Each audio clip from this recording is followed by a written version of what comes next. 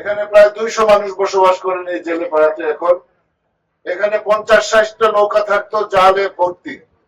আজকে দেখেন এখানে জাল দিয়ে পাড়ে রাখা হয়েছে।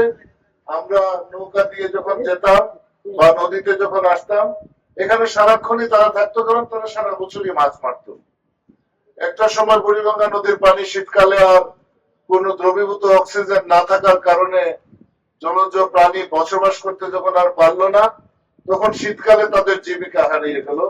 এবং শীতকালেও দেখা যেত নৌকাগুলি তাদের বাড়ির পাশে লাইন ধরে নদীর মধ্যে রাখতো। আমি অনেক এসেছি এখানে, এসে তাদের নৌকায় বসেছি, তাদের পূজার ঘরে গিয়েছি, তাদের মানুষের সাথে আমাদের যোগাযোগ আছে, এখনো আছে। কিন্তু ধীরে ধীরে ধীরে ধীরে নৌকার সংখ্যা কমতে থাকলো, জালের সংখ্যা কমতে থাকলো, কারণ মাছের সংখ্যা কমতে থাকলো। ধীরে ধীরে মাছ মারার সময় বদলাতে থাকলো, তারা ভিন্ন পেশায় যেতে থাকলো।